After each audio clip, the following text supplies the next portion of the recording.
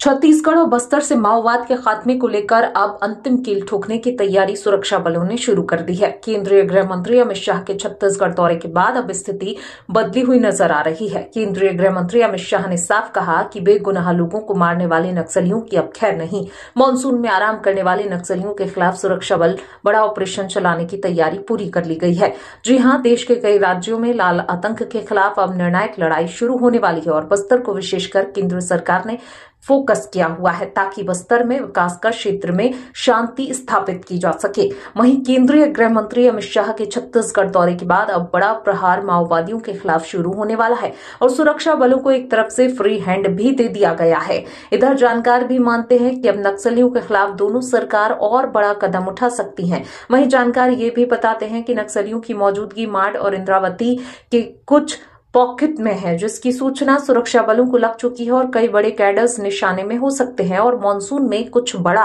हो सकता है।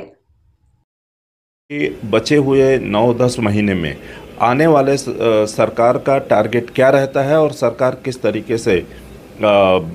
एक्शन में आती है और नक्सलियों का समूल नाश करने की दिशा में वो कैसे आगे बढ़ती है। पिछले दिनों जो केंद्रीय गृह मंत्री का जो छत्तीसगढ़ दौरा हुआ, अधिकारियों की मौजूदगी में उन्होंने उस पूरे अभियान की समीक्षा की। जो जानकारी आ रही है उसको लेकर के कहीं ना कहीं केंद्रीय गृह मंत्री काफ़ी गंभीर हैं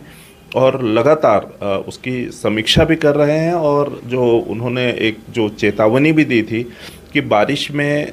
जो है हम ऑपरेशन बंद नहीं करेंगे, इसलिए नक्सली जो है वो आत्मसमर्पण करें, हथियार डालें। तो उसको देखते हुए मुझे लगता है कि आने वाले समय में बारिश में भी ऑपरेशन जारी रहेंगे और ऑपरेशन को जो है जिस तरीके से वृहद पैमाने पर फोर्स ने लॉन्च किया है,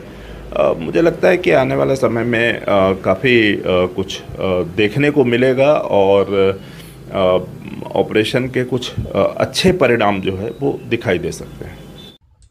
वहीं केंद्रीय गृह मंत्री अमित शाह ने साफ कह दिया है कि बस्तर के जंगलों में और गांव के पगडंडी रास्तों में आईईडी लगाने वालों को बख्शा नहीं जाएगा। 2025 का साल माओवादियों के खिलाफ निर्णायक वर्ष रहने वाला है और बचे 9 माह में देश के टॉप माओवादियों का स्केच जारी कर सुरक्षा बलों को सौंप दिया गया है और मानसून में छुपने वाले बड़े लीडरों को सुरक्षा बल टारगेट करने वाली है। वहीं बस्तर आईजी ने कहा कि अब मात्र सेंट्रल कमेटी के 9 और पोलित ब्यूरो के 3 बड़े माओवादियों के साथ साथ उनकी बटालियन ही बची है और सभी की प्रोफाइल भी सुरक्षा बलों को दे दी गई है। वहीं तेलंगाना, आंध्र प्रदेश, महाराष्ट्र सहित उड़ीसा सरकारों ने भी कई बड़े लीडर की सूची केंद्र सरकार को भेज दी है और कई बड़े लीडर बस्तर के माड़ और इंद्रावती इलाकों सहित बॉर्डर में छुपने की जानकारी भी सुरक्षा बलों को मिल चुकी है। ऐसे में अब बड़े माओवादियों के खिलाफ ऑपरेशन मानसून शुरू होने वाला है। इसके अलावा और भी कई करोड़ों के नामी नक्सलियों के नामों की प्रोफाइल तैयार हो चुकी है और अब तेलंगाना, महाराष्ट्र, आंध्र प्रदेश और उड़ीसा बॉर्डर पर सुरक्षा बल ज्वाइंट ऑपरेशन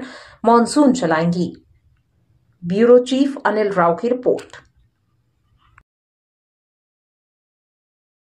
वर्ष 2024 एवं 2025 में बस्तर संभाग के अंतर्गत नक्सल विरोधी अभियान में सुरक्षा बल को काफ़ी निर्णायक बढ़त प्राप्त हुआ। वर्ष 2024 एवं 25 विगत 18 महीने की अवधि में लगभग 450 से अधिक माओवादी कार्यकर डेड बॉडी अलग अलग मुठभेड़ के पश्चात रिकवर किए गए थे और ये अभियान को आने वाला मानसून की अवधि में भी बरकरार रखने के लिए सुरक्षा बल द्वारा काफ़ी तैयारी कर चुकी है। जो ट्रेनिंग भी इस हिसाब से हमारा समस्त सुरक्षा बल के लिए दी गई थे और उनकी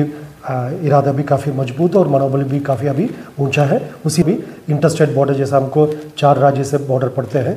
महाराष्ट्र, तेलंगाना, आंध्र प्रदेश और उड़ीसा, इन चारों राज्यों के साथ बेहतर समन्वय है और हाल फिलहाल में सभी स्टेट्स के जो सीनियर पुलिस ऑफिसर्स का और अन्य जो संबंधित अधिकारी का बैठक भी रायपुर में संपन्न हुआ। इसके हिसाब से एक रूपरेखा तैयार भी की गई थी और सुरक्षात्मक कारण से हम बहुत ज़्यादा डिटेल खुलासा नहीं कर सकते, लेकिन जिस तरीके से हमको इंटर स्टेट बॉर्डर में कार्रवाई करना है, इंटर डिस्ट्रिक्ट बॉर्डर्स में कार्रवाई करना और अंदरूनी इलाका में भी जिस प्रकार का हमको नक्सल विरोधी अभियान को मानसून का अवधि में संचालित करना है, इन सभी विषय पर काफ़ी डिटेल डिस्कशन हुआ। उसी हिसाब से एक रोड मैप तैयार हो गई। उसी अनुरूप आने वाले समय में बेहतर कार्रवाई की जाएगी ताकि जो पहले माओवादी की जो टॉप लीडरशिप, जिसमें सेंट्रल कमेटी और पुलिस ब्यूरो मेंबर में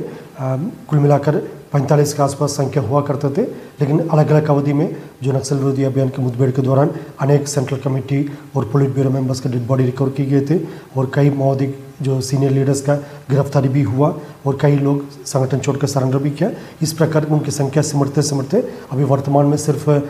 3-4 पुलिस ब्यूरो मेंबर और 8-9 सेंट्रल कमेटी मेंबर, इस प्रकार का उनके टॉप लीडरशिप का संख्या 12-14 की संख्या में सिमट गए थे और उनके बारे में भी अभी लगातार आज सूचना एकत्रित करके सुरक्षा बल द्वारा फोकस्ड ऑपरेशन संचालित की जा रही है और